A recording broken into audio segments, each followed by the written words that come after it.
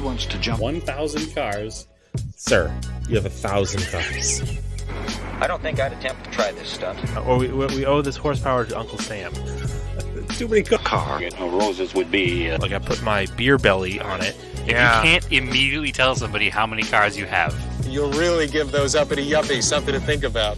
Stay on the bar. Don't go off the bar with your Bronco. 1980 Volvo horns. What's right? I want to have a man's coolant. And he's like, oh, I thought it'd be small. It's for a small car. And I'm like, yeah, but it's still an automatic transmission. They're never going to be light. It's definitely going to have to crash. Starting off with Brad buying another car. That's the West. Internet. Is this a Nigerian oil print? I also wish you drove a Camry. Anyways, Anyway, that's a horrible, very horrible podcast content. Very Talking about a picture. inside joke.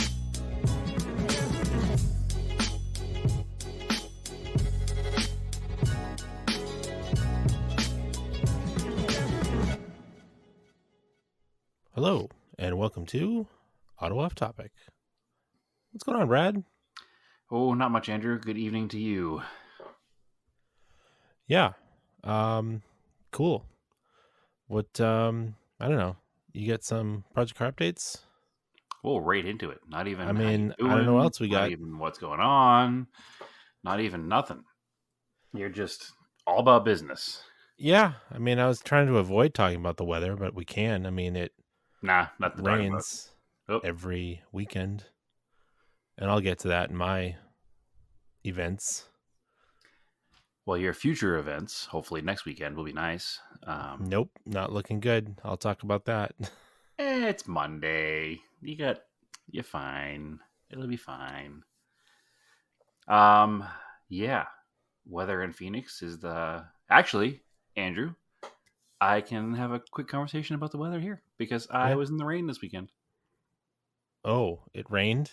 It rained. Like a A sprinkle? lot. No. It was real rain. It wasn't in Phoenix. It was a little further north, but we'll get to that too. About 160 miles by road and about 7,000 foot in elevation change. So I guess that is a good place to start about some project car updates before we rant about anything else. So Yeah, how'd you get there? The reason I was up north was for an event that we'll discuss in a minute. And that particular event required, or didn't require, I guess, but it is a vintage Japanese car event, which is obviously right up my alley.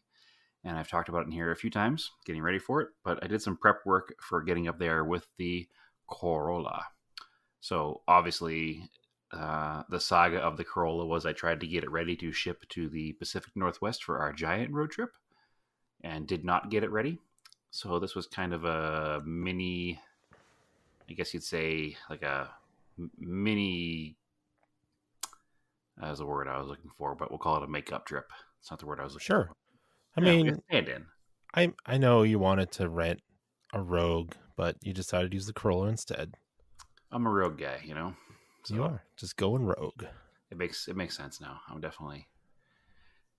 I'm done trying to defend my position on the Rogue as an okay car, and I'm just going to lean full into that I'm a Rogue guy. So it's fine. Sorry, everybody. There's a whole collection of weird, esoteric old stuff for sale to fund a new Rogue purchase. So yep. And since a Rogue wasn't available to rent, my first project car update for the Rogue. My first project update for the Rogue will be underglow and losing one hubcap, just to fit the rest of my Altima brothers. What about the black ice air fresheners? Oh, of course. Yes. Of course. Yeah. And there will be a sticker on the back that says 100% bitch. I'm proud of it. So I just need to fit in with the rest of my Rogue brethren. Anyway, yeah, so I fixed the Corolla. I finished the Corolla. Well, I guess finished isn't the word. I got the Corolla to the stage where I was hoping to get it for the trip to the Pacific Northwest. So what basically it required was the adjustment of the front suspension. I had pretty much installed it as is when I first put it in and needed to go through the finite adjustments of the coilovers and the steering and the camber. I'm not going to sit here and say the car is a proper on a wheel machine or an alignment rack alignment, but it tracked straight and I drove it all those miles this weekend and didn't chunk the tires. So I'll call that a win enough for now. And then I eventually will get it to a proper alignment shop once I have the panhard bar installed in the rear, so that I can, triangulate everything properly at an alignment shop. So I was able to adjust the suspension. I've never owned a car with coilovers before, Andrew, and I know you have had a few now. Everyone's a little bit different, I think, though. I remember you having like a set of locking keys, or like an adjusting wrench that get kind of wrapped around the base of the coil. I think that's how yours were, if I remember correctly, on your cars. Yeah, it depends on if it's a MacPherson strut, or you've got the shocks are built into the spindles, right? So it's a little different. No, it's a strut style. It's a standard MacPherson style strut. Oh, I thought it had spindles in the front. No. Well, it's got... So there's a Like spindle on the kingpin bottom. spindle. No. Nope. The bottom of the spindle is built into the lower assembly, and then the strut tube is welded to the back of that. So it's a MacPherson. What? Yeah. No. Yes. MacPherson has the separate knuckle.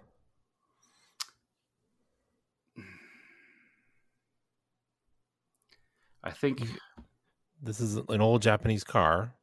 Yeah. And you're talking about repacking the front bearings.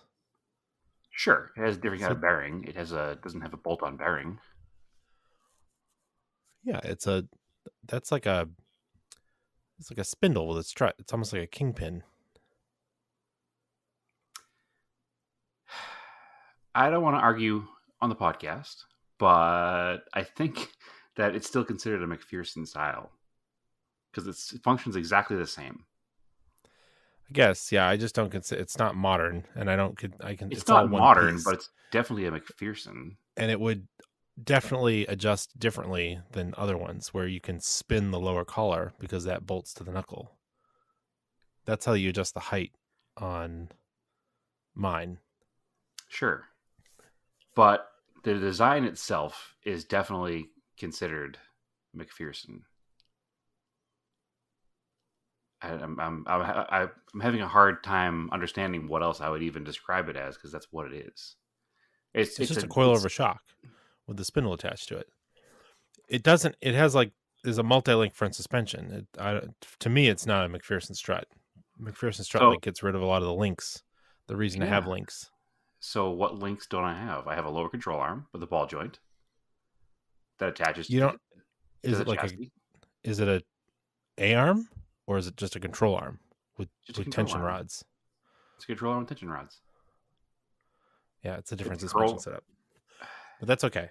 Keep going. Well, I'm literally looking at a picture of a MacPherson strut right now, like the description of a MacPherson strut. It's a single control arm with a ball joint and tension rods, and then the only attaching points are the ball joint at the bottom and the strut top at the top. And that's it. That's what defines the MacPherson design. So anyway, we'll have to dig a little deeper into this in the future. But the adjusting collars on the lower spring seats, are held in place with a set screw.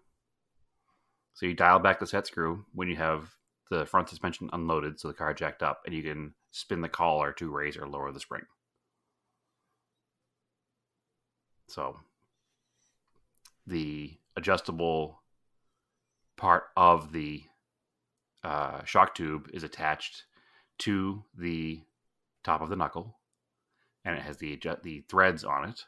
So I was able to just count up how many threads equaled 1 inch, because I figured I wanted to lower it about 1 inch, or maybe a little bit less based on where it was sitting.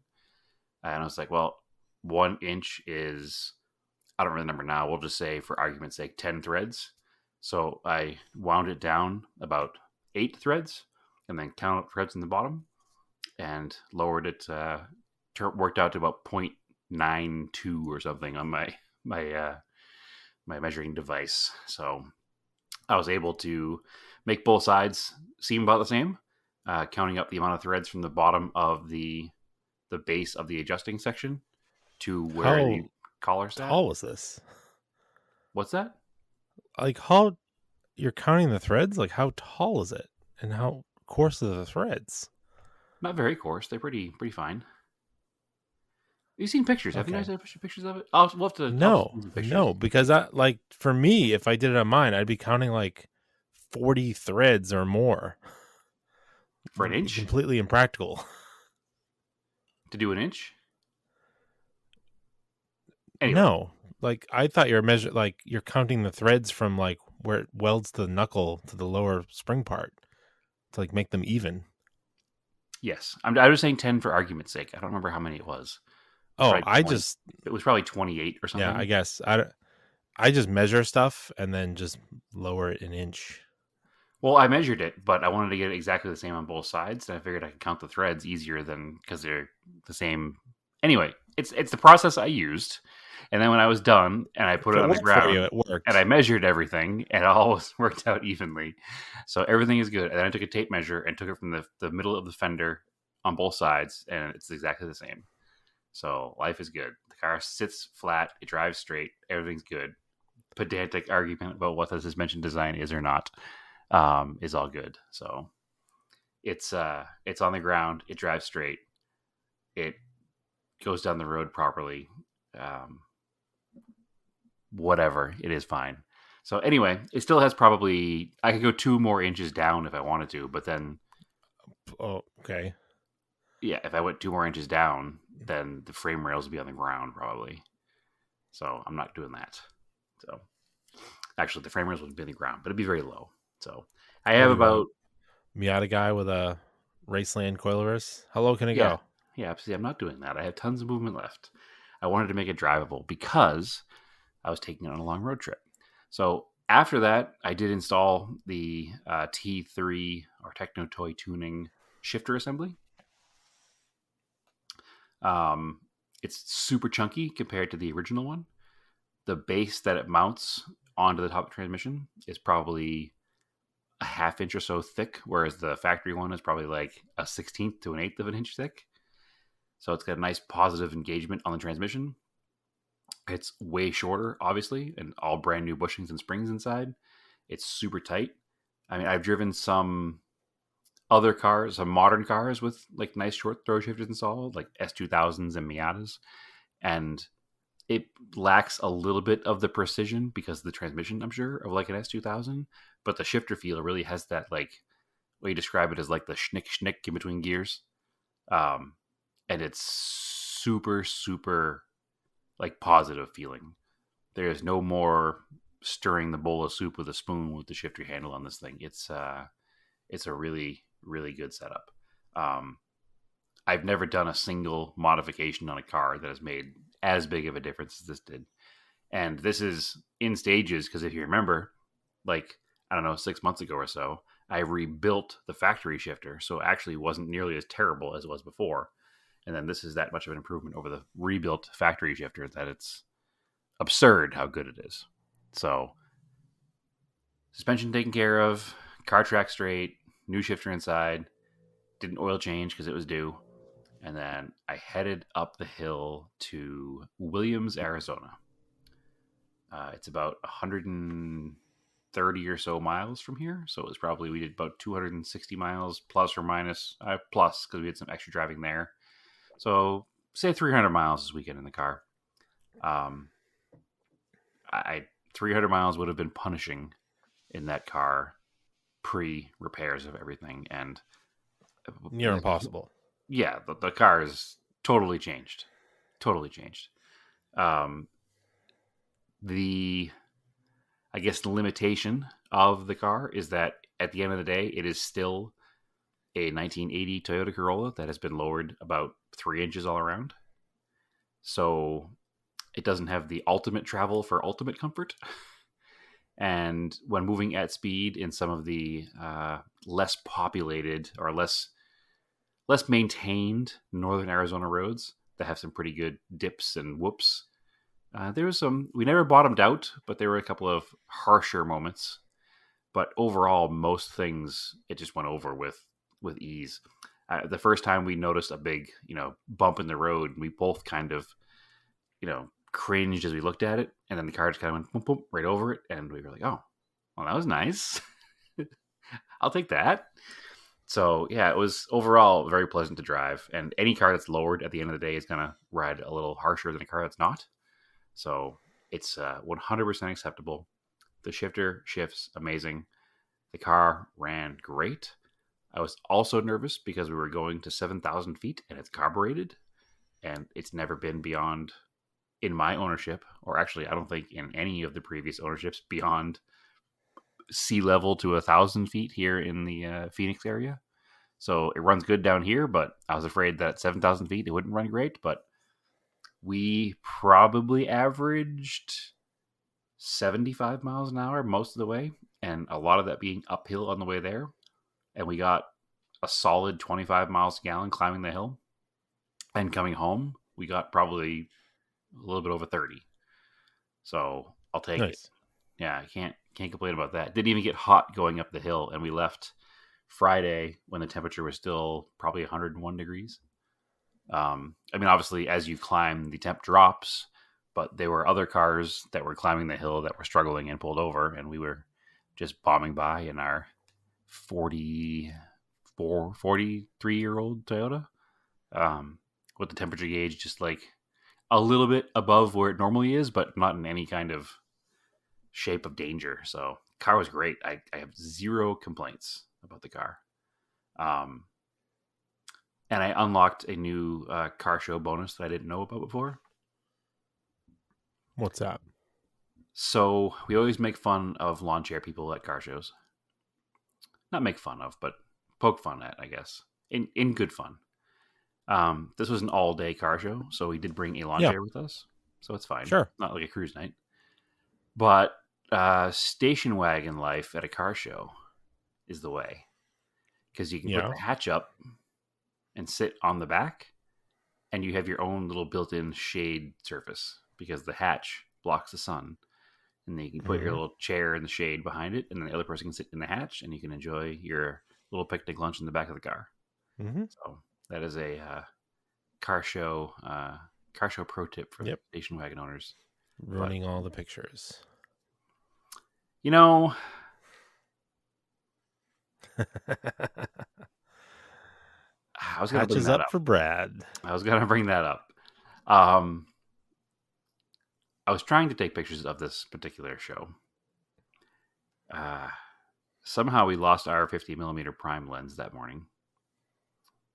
Don't worry, it did turn up at the end of the day, but we lost it between leaving the hotel in the morning and getting to the show. Man, that should live on your camera. It should live on the camera, but unfortunately, I wasn't using it last time I used the camera lens. So, yeah, it usually is on the camera. Anyway, so I didn't get any pictures with the 50mm prime lens at the event because I didn't find the lens until we got back to the hotel afterwards. At some point along the line, it was in its little neoprene lens case, and I had clipped it to the side of the backpack, and one of us must have unclipped it because there's no way for it to unclip itself, and it rolled under the seat, and we just never found it. So didn't find it till I hit the brakes, and it rolled out from the front. So all day long, thinking I lost a lens, which, believe it or not, Andrew, I looked up how much they cost now because I thought I had to buy a new one, and they're $170 now. Whoa, they're almost double price. Almost, yeah. I was like, man, of course I lost it. So anyway, I found it, but too late. That being said, this was a car show that had a category for best engine bay. So, yep. I was a little like, I didn't put my hood up because my engine bay is second from worst engine bay at best. But I didn't put my hood up, and I was mad that all of the nice cars had their hoods up. Yeah. Ruining all the pictures. But then I was like, well, they have a category literally like best engine bay, and I'm not a trophy person when it comes to cars, so I don't care about that stuff, but people do. And if you're encouraging a trophy for best engine bay, what are people going to do? They're going to show their engine, which is going to have their hood up. So I was a little annoyed by it. And then, as I was walking around the show, this one particular person was talking on their phone to somebody, and it looked like they were doing like a video chat, and they were pointing their phone out into the look at the cars around them. And the lady goes, "Yeah, well, some people don't have their engine bay up because they're probably embarrassed." And I was like, you would be good friends with Scott. So, inside joke for Discord members. Anyway, it was a good time, regardless of the engines being exposed and the hoods not being closed. The other issue was they had put orange cones up for traffic, and the orange cones also spoiled pictures. So it was not a great event for photographs. It was a good event for seeing cool cars and talking to cool people and getting an excuse to drive the car up into a nice area of Arizona. So I'll take it at that. There are some pictures. I was volunteered at the end to take all the winners' photos, so all the people standing next to the car holding their trophies. I did take a few a few pictures during the event, so those will start coming up. You'll see them on the Arizona Japanese Classic Car site and the Instagram page, and the Route 66 JDM Classic Instagram page will have all those eventually, plus obviously a few on my page as well. But so there'll be some pictures, but not as many as I would have liked. So also not having the 50mm prime lens, I didn't have a good lens to do detail shots, which would have been perfect at a car show with all the hoods up and orange cones everywhere. But what can we say? Looking forward to next year now at this point, because I got to make up for it. So first Saturday in October next year, mark your calendars, save the date. The event is scheduled, and it's going to happen. So might as well get right into it. A couple of highlights of the show. A first generation Nissan Silvia. So what's that chassis called, Andrew? S13? Is that what you're talking about? No. Like S12? a 1970 something. Don't ask me. This is you. Yeah. Screwed. SP311? I don't know. Car we never got here? I don't know anything about it. Nah, we didn't get it here. CSP311. So close. Sure. So, C3PO car. C3PO. Sure. So yeah, 1966 Nissan Silvia CSP311. It's basically, which I did not know how the car was constructed. It's a handmade sheet metal body that was put over a Datsun Roadster chassis. Oh, okay. That makes a lot of sense, because I mean that was kind of one of the earliest cars was the Roadster. Well, one of the earliest cars that we know of is the Roadster. Well, I mean, what was the first Nissans that were sold here? Was basically the Roadsters? One sold here. That's why I say the persons that we know are the Roadsters for sure. Because they didn't really have anything else for a while, I think. Well, they had... So, Nissan's history in the United States goes back to 1958. Yep. They had some pretty stodgy-looking sedans and whatnot they sold here. I think they were called Bluebirds elsewhere in the world, and here they just had a model number. I'm a little rusty on early Nissan Datsun history, but they were basically little carbon copies of Morris cars. They had what almost looked like a Japanese version of a BMC A-Series engine, very similar body lines. In fact, they were so rudimentary that they had a hole in the front valance that went right to the crank, and you could put a hand crank in and start them that way if you wanted. In 1958. They must be so rare. There were 5 or 6 of them there. Really? Yeah. Yep. Is that the 5 or 6 that are left? Yeah, well, there's not many of them, of course, but the ones that are there. So I do have some pictures of those too. But anyway, so the Datsun Roadster was Nissan's first like little sports car, and the Silvia was their coupe version of such car. I don't know how many were made. Not very many. I know there's a few in this country. You would probably know what it is when I tell you that most of them are like a light green color. You'll probably remember the picture in your head pretty much right away. So this is one of those foamy green color kind of. This is one of those light green cars. It's in the ownership hands of a friend of mine right now who's doing some restoration work on it. And I was talking to him about it while we were up there. And getting a little bit of history of the car and where it came from, once it obviously left Japan. And it was in Florida forever. And I was like, huh.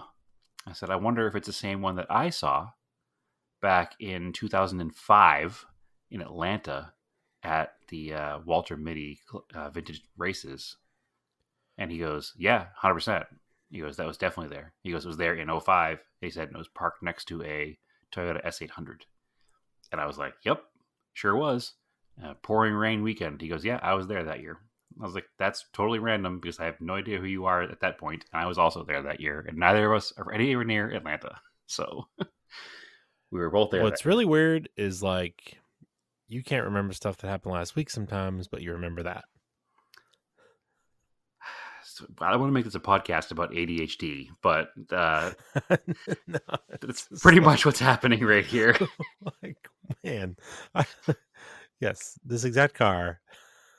3,000 miles away. That's the amount of impact that a car like this has on somebody who's a giant car nerd like myself.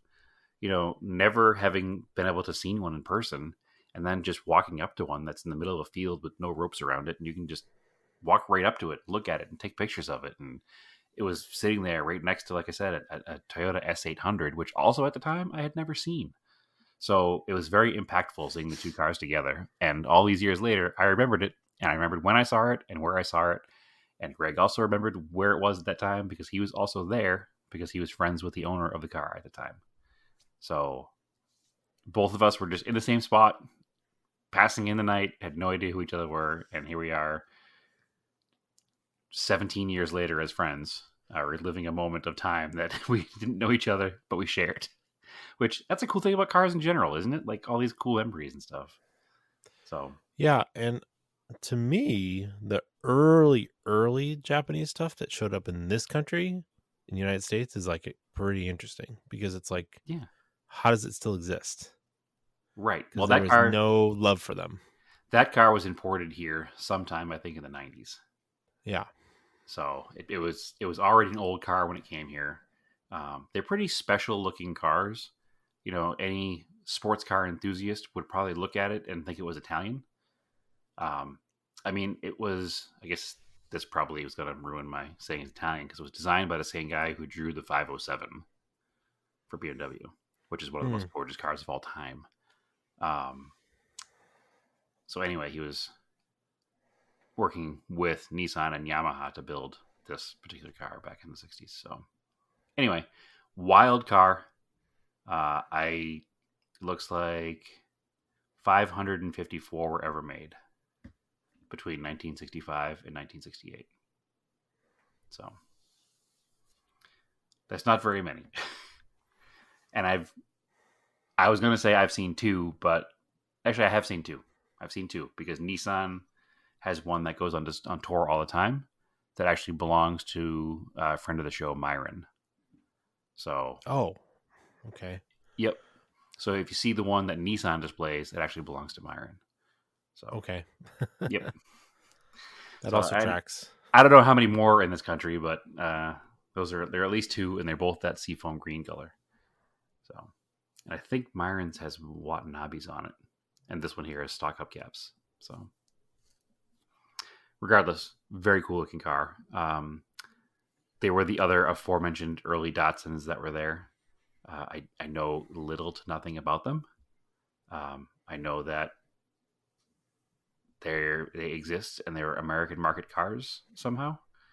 I assume that the West Coast is better for survival of Datsuns in this country, but they're here and they're cool looking. I mean, maybe they're not cool looking. They're interesting looking.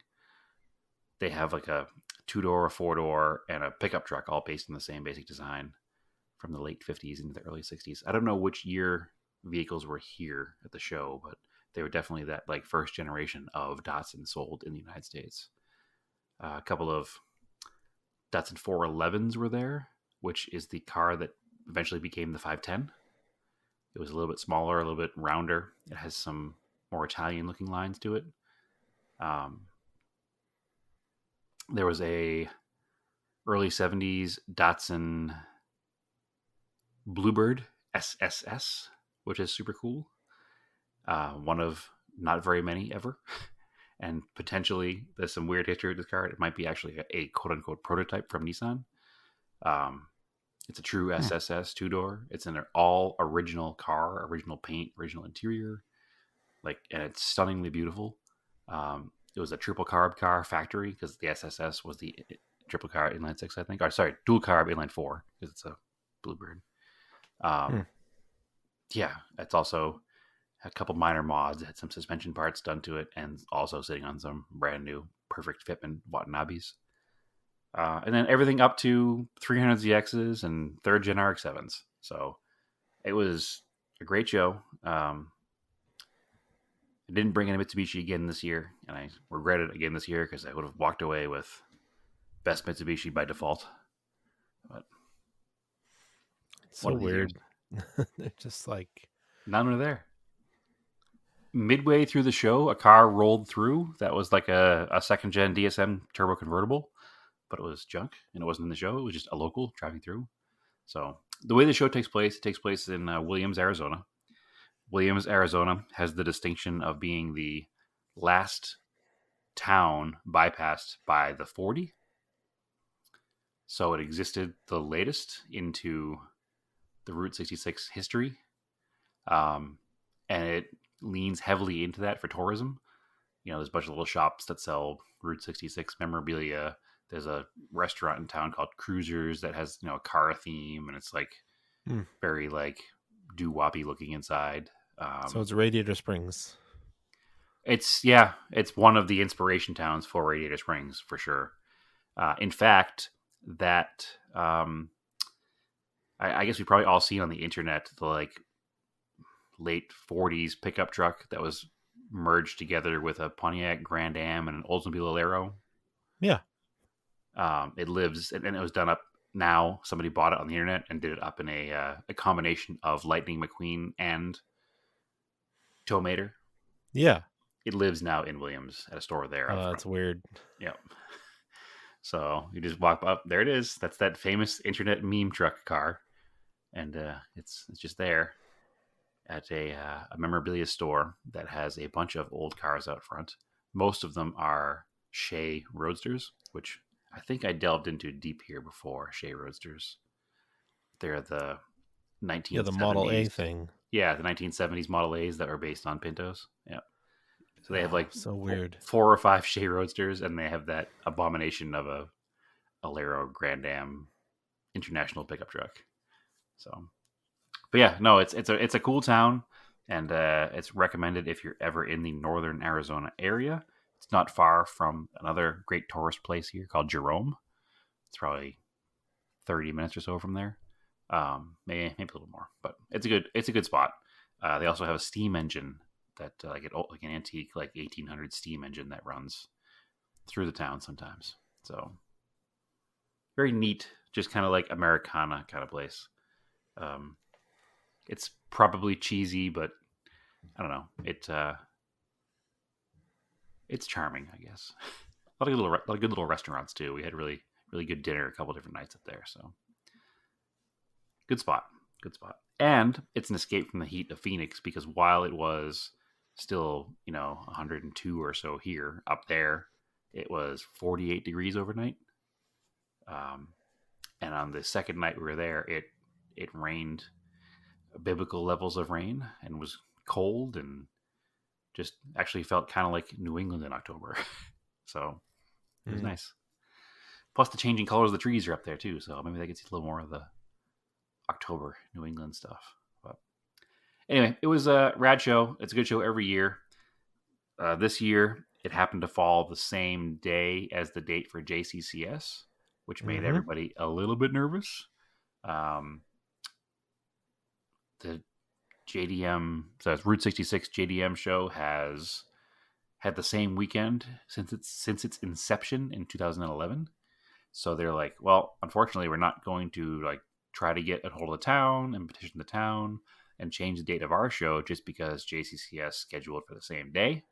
The organizers of the Williams show made it clear during the announcements afterwards during the awards that there's no ill will or animosity towards the JCCS crowd, and that they're very friendly and there's no competition. But it just happened to be that the town of Long Beach didn't have any other dates available, and they were like, you either do it this day or you don't do it at all. So that's what happened this year.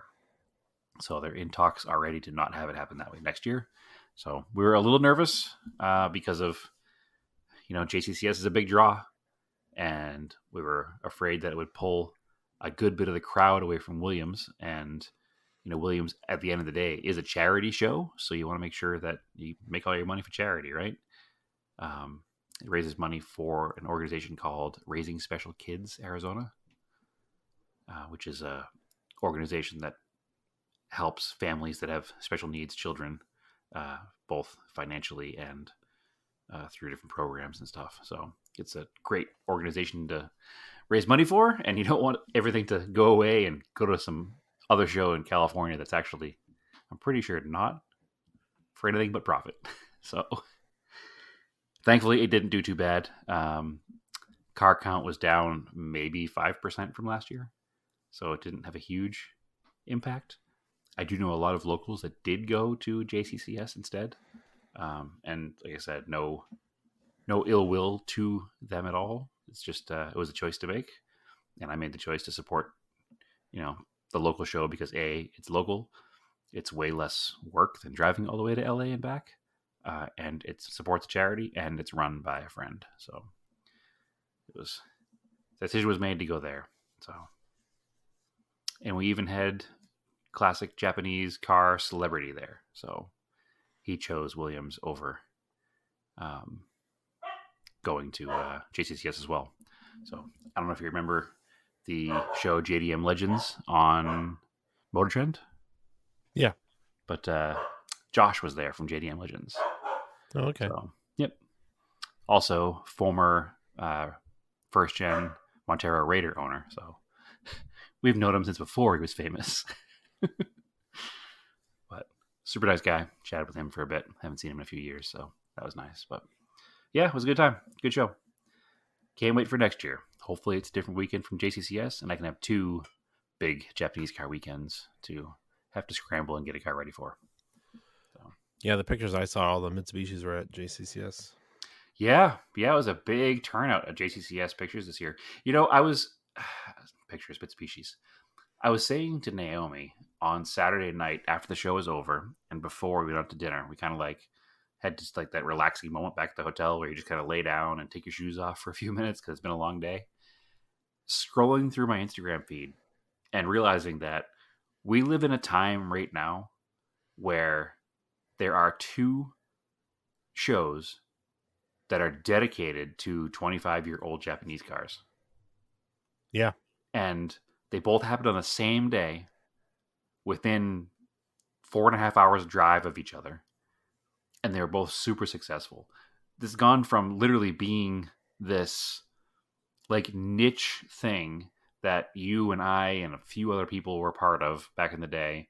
I think back to 2003 or 4 on the early days of the Japanese nostalgia car forums. We were few and far between. There weren't that many of us. The cars just weren't recognized. And here we are 10 to 15 years later. I guess that's almost 20 years later. Here we are 20 years later, and it's a huge thing. Like I said, big enough that we have 2 shows the same day, and they both worked out. And they both had rad stuff at them. It wasn't one suffered from the other. It was a big, successful weekend for both events. So it's super cool to see that. I mean, it represents a huge shift in collector car culture, and I don't know. I want to be a bit hipster about it. I'm glad to have been there from the beginning, I guess. Do I sometimes wish the cars were still dirt cheap like they were before? Sure. But I guess dirt cheap cars makes them not survive. So we'll take it. But yeah, it was a hell of a weekend. And the car, like I said, ran great. So everything went about as perfectly as it could, except for losing my lens. But I found it. So life is good. Anyway, that's my weekend in a nutshell, Andrew. What have you done since the last recording? I went with our friend Jordan and Andy of iron oxide racing. And they went to, so the SCCA in 2015, I think, started the rally sprint program. And then the beginning of this year, they were just like, yeah, we're not doing that anymore. Sorry. All you rally people. For those who don't know, the rally sprint program is a short form stage rally, basically. It kind of bridges the gap between a rally cross and a full stage rally. Think a track day, but for rally cars. Yeah. On roads. Yeah. I mean, to be fair, I don't think, I'll be a little objective here. I think our local New England region has probably one of the largest rally portions out of the whole country for the SCCA. Like, very strong rally cross program, a lot of rally drivers. It's just a New England thing to have rally.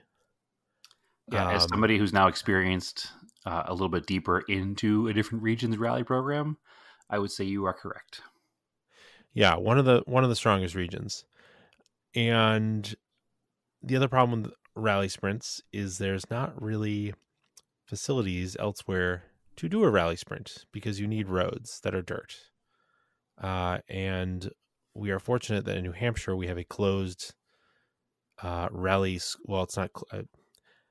It's a closed course that you can use at Team O'Neill Rally School. So it's an enclosed piece of private property that has rally roads on it. So there's no need to close off public roads to do a rally sprint. So really the conditions almost only work here.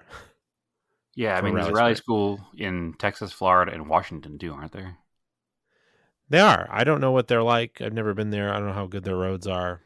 From what I hear, the one in Washington is really nice, and I bet that this program might be seen there because I think that the Pacific Northwest rally people and like the Detroit area rally people are also pretty strong groups, and I could see that also helping there. Well, here's the thing though: SCCA doesn't do rally sprints anymore. Right? They said they just weren't going to do them anymore. And our local rally people that have been in the sport for a long time that do all the organizing worked really hard. They worked with another local sports car club, the Sports Car Club of New Hampshire, which I've run autocrosses with before. They're a cool little club. As have I. I remember doing one many years ago in the front parking lot of Storyland. With that those was guys. Actually the main sports car club. Oh, it's Cumberland Motor Club? Cumberland, yep. Okay, never mind. But they're all kind of affiliated. I've also done SCC NH stuff. Yep. Which I'll get to another thing about them. So they also partner with the Vermont Sports Car Club and do a lot of hill climbs. So like closed area events are not a new thing for them. But they were able to get insurance and sponsor what is now known as gravel trials, which is kind of like I like it because it reminds me of what you see out of Japan when you go on like YouTube. There's old gravel trial videos of people running like NSXs and stuff. That's cool. Yeah. So anyway, it's basically the same thing, different name, same people. And they hadn't done one in like a while, so everybody was itching to get some rallying going, especially after having Nefer cut short. And actually, the weekend before this was Aaron's memorial service, so everybody was ready to get back to playing with cars. And yeah, it has rained almost every weekend here since March, and this past weekend was no different. It like rained a little bit on Saturday going up, and then it's also peak leaf peeping time. So I didn't think about the traffic issue. Well, traffic wasn't a problem. Lodging was a problem. Okay. We couldn't get lodging anywhere. So luckily, a few of our friends had access to RVs. So we stayed in the Walmart parking lot up there overnight. So a beautiful place to see the New England foliage. It actually wasn't. It was actually pretty fun because the weather was like decent, and we're like sitting there hanging out. It was like 70 degrees. I mean, this is like we're like an hour and a half from the Canadian border. So, and I'm sitting there. I'm like, said to someone else, I was like, actually, I said to Dan Fouquet, he was on our podcast. He drove up Mount Washington on that episode, and I was like, man, it's like really nice out here, right? He's like, yeah. And then maybe 10 minutes later, the wind shifted, and it was like this massive storm rolled through. We like scrambled to get everything picked up and put in the RV, and then it just downpoured all night. And But at least you weren't camping in tents. Yeah, it was actually like I'm glad we didn't camp at a campsite and had like tents and stuff. So the next day, it's still pouring. We go over to Team O'Neill, and naturally, it's a school to teach rally driving. So the roads are purposely, they're loose gravel, but the material that they use is like a very fine gravel clay kind of mix, because without like big rocks in it, because obviously he doesn't want to break the school cars, and you want it to be easy to like grade and stuff. But the problem is when it rains, like the top part is like turns into like pudding, like the consistency of like over wet cement. Because I'm pretty sure that the base that we were working with was only a few ingredients off of being cement.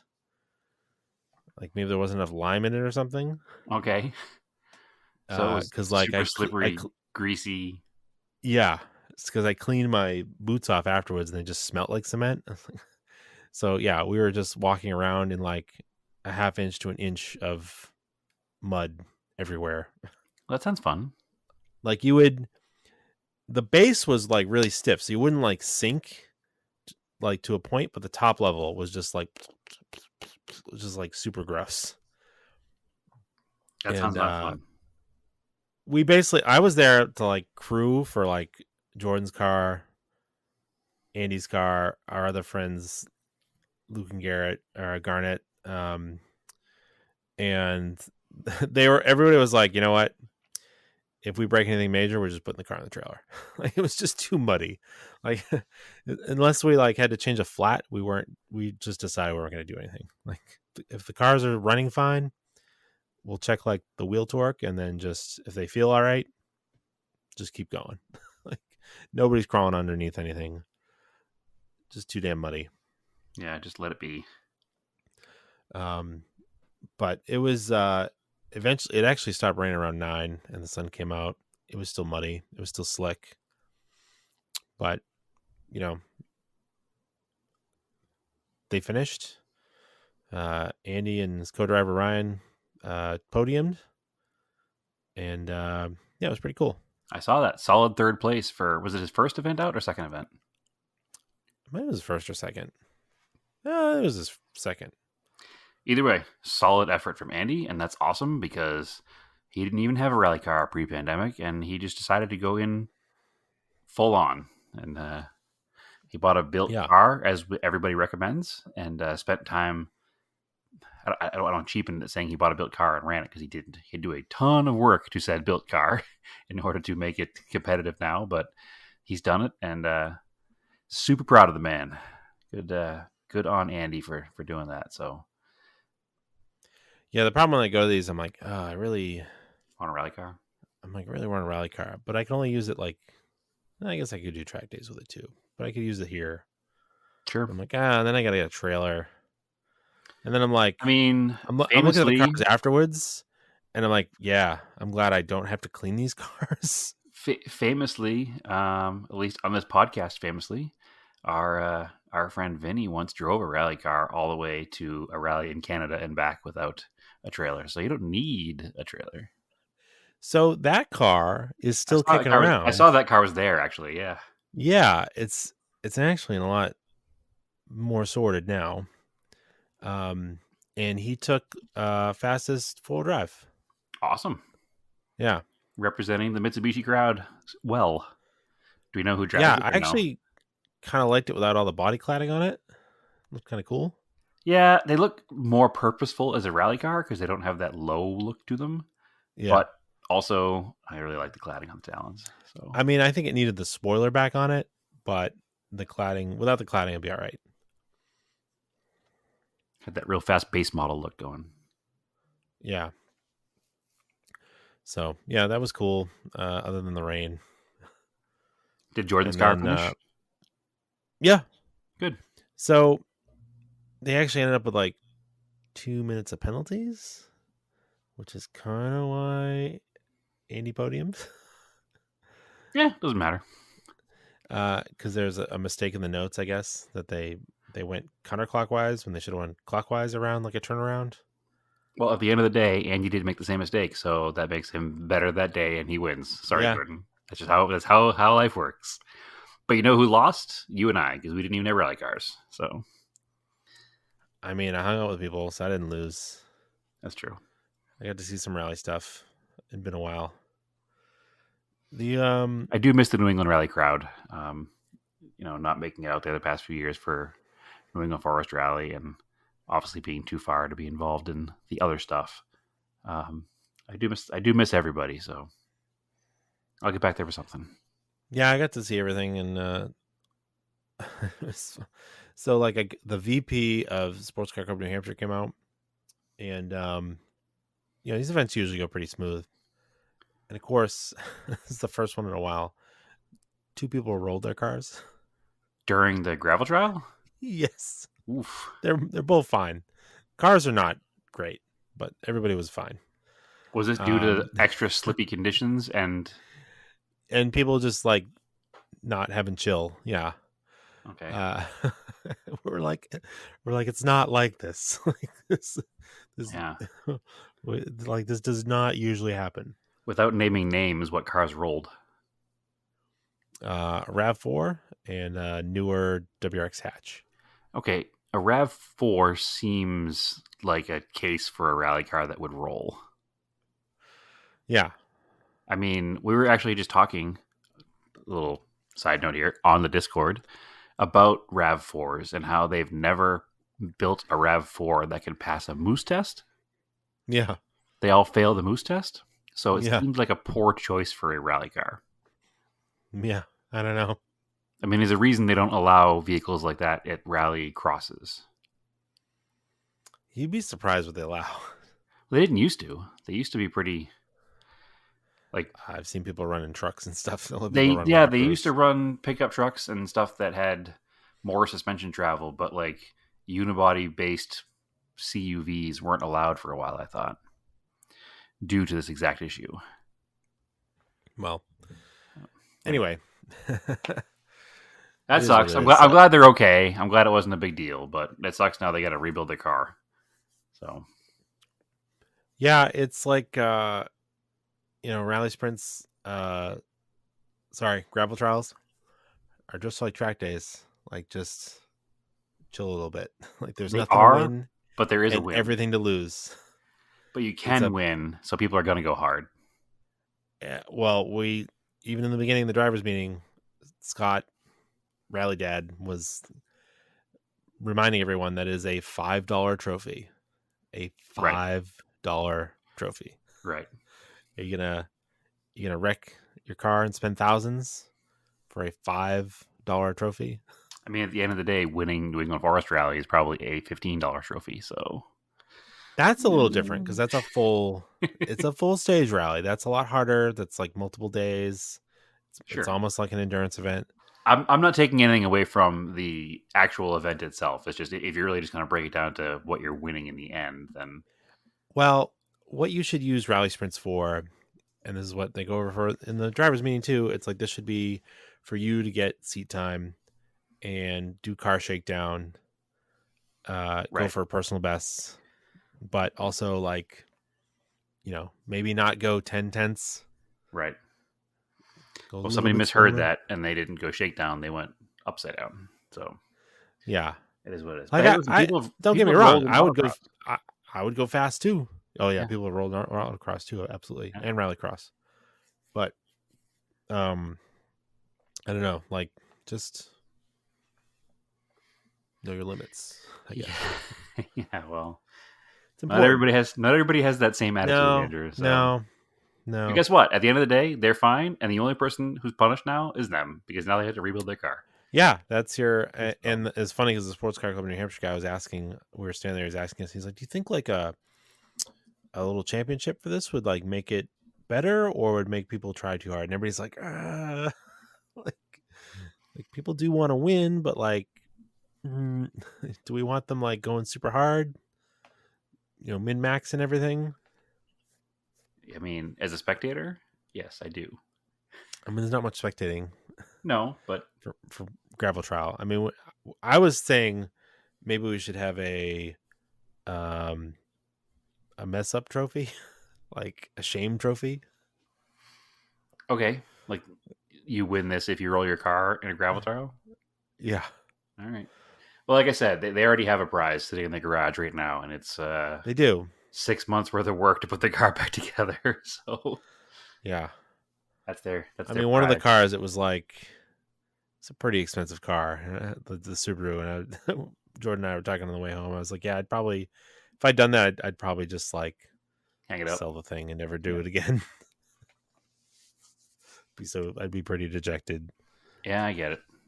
But and you say this all the time too. Like even just doing a track day, you could get yourself crossed up and go off and go to the firewall. And I could, but it's not a $35,000 car. It was a $2,000 car. True, but his bank account could be 37 times larger than yours, so he doesn't think of it. It could be. It was also their second rally. Okay.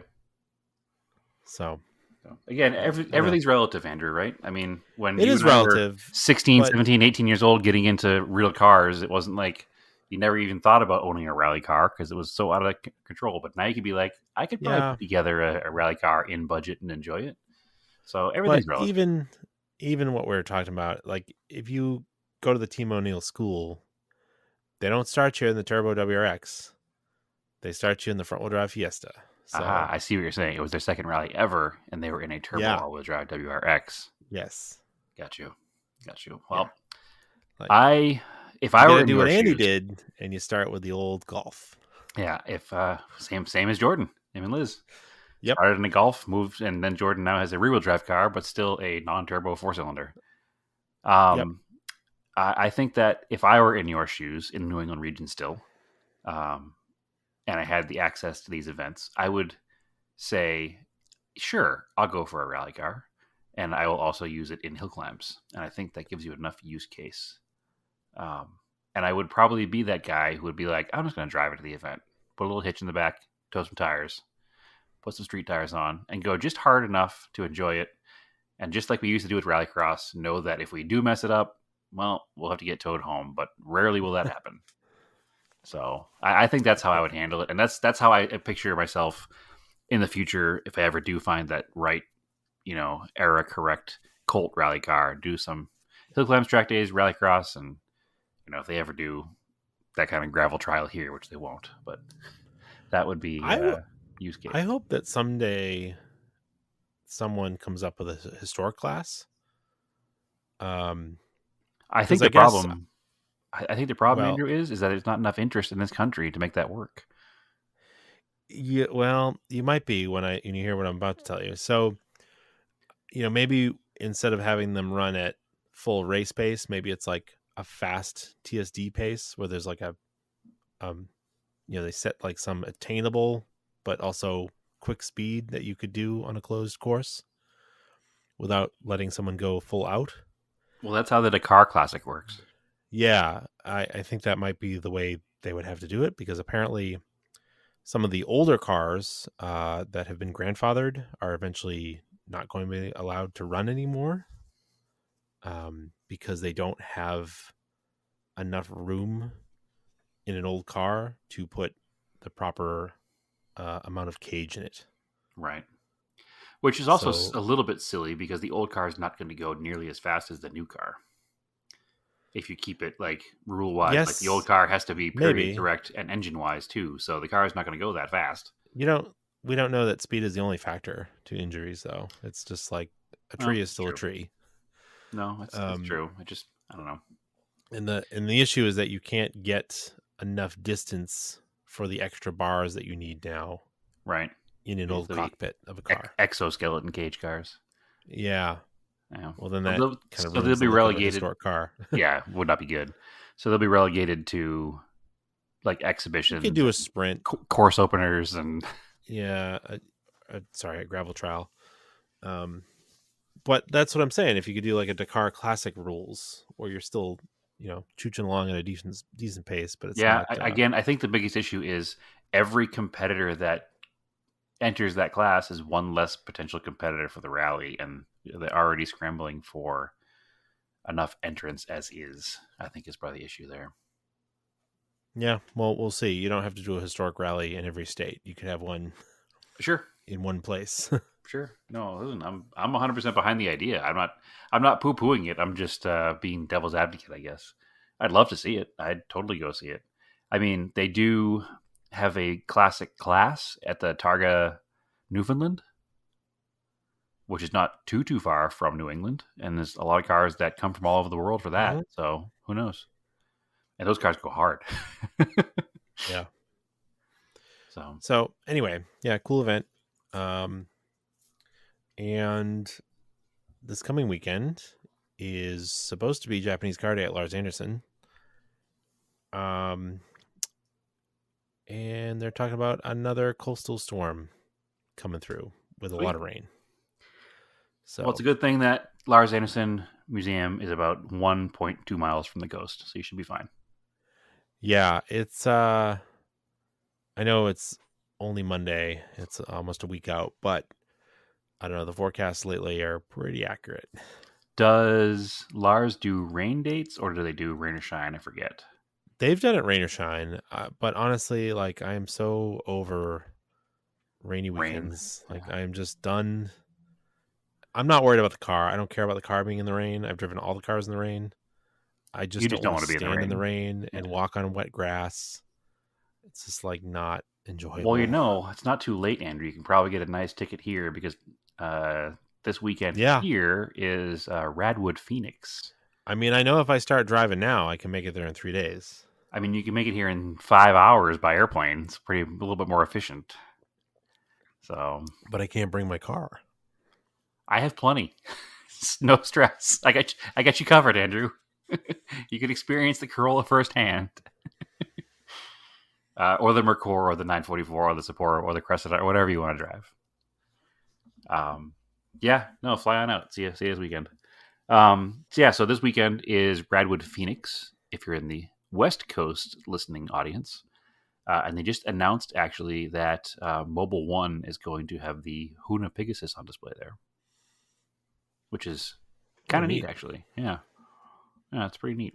I have seen it before. I happened to see it at SEMA last year, but it's not a super common thing for people to have seen.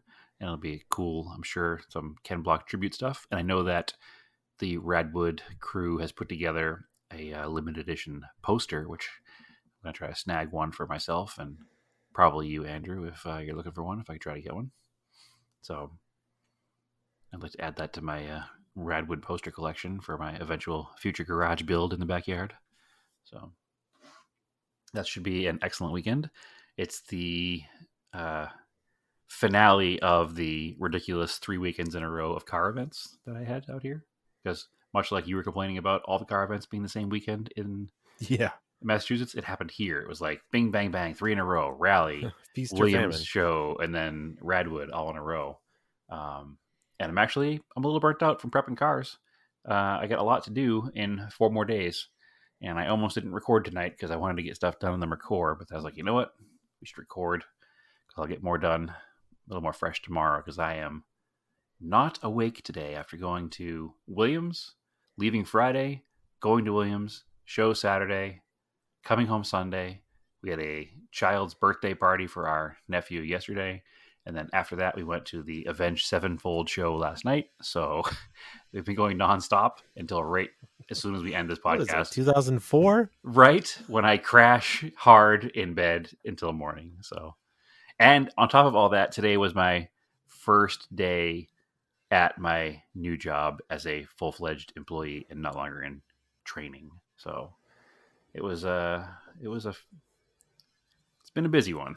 So I'll be glad when it's over. And today is recovery day because tomorrow I have to go hard on the Mercor. I need to get the exhaust taken care of for sure. I need to get the wheels cleaned up and some tires on them, the OEM wheels, and get it all ready for this coming Saturday. So also need to detail the 944 because it's just been being driven and used and not cleaned. So there's and get the Sapporo out. The Sapporo hasn't moved since March. So and get the battery charged up and get that thing oil change, and also it's under a cover in the garage, so it's not dirty, but you need to get it cleaned up and get it going. So busy week ahead of me for Radwood. So I would I pulled the Gallant out. Certainly encourage you to fly out and join because I need help anyway. Yeah, I got the Gallant out of the garage because it needs a sticker because I haven't driven it since last year trying to take it to Lars Anderson when it blew a brake line the weekend before. Yeah. Yeah. So it's literally been sitting in the garage ever since. And the sticker expired because I forgot. So Oops. I took it out, washed it. I'll try to take it in the morning tomorrow. So at least it'll have a sticker in case I do want to take it. Yeah, in case it doesn't rain. Yeah. Let us think if it does. That's a great show. I mean, it's the only all Japanese show on the East Coast that I'm aware of. So I mean, people will still go. It's like, maybe we'll see. We'll see how rainy it's going to be. If it's going to be like kind of misty, maybe I'll just take the Montero.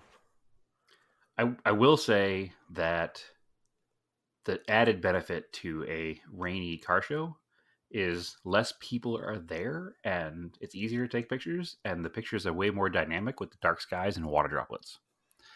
So it is neat for that. Yeah. Well, I don't know. You said you've got a lot of car stuff to get done, so I think we should call that an episode. Yeah, it literally doesn't matter if you hang up an hour later because as soon as we hang up, it's bedtime for me. I'm running on empty here. All right, fine. Just give up. Come on. I'm going to give up on this Monday, 100%. No question. This Monday is over. Tuesday starts prep. Monday is, yep, bedtime. Anyway, please join us on Discord. Hit up either Andrew or I in any of our Instagram channels for an invite to the Discord page. It is continuing to grow and more people are being added all the time. Good conversation. Trying to figure out what kind of car the pop-up headlights are on today that one of our friends is driving around in Europe. Can't quite figure that out, but come on and help us out with that. He's not telling us until one of us gets it right. Oh, he won't tell you? I missed that part. It's not a Lotus Elan. That's all we know so far. Oh, okay. Yeah. All right. So join us in Discord. Hit us up on our Instagrams, which are mine are TSISS350. You can find me there, or you can find me on Scale Autocast, posting pictures of much smaller versions of real cars. Andrew, where can they find you? I'm on Instagram, Race and Anger, and Auto Off Topic Podcast on Instagram. So excellent. Yeah, it's both of us. So anyway, thanks for listening. Andrew, take it away. As always, keep your cars analog and aim for the roses.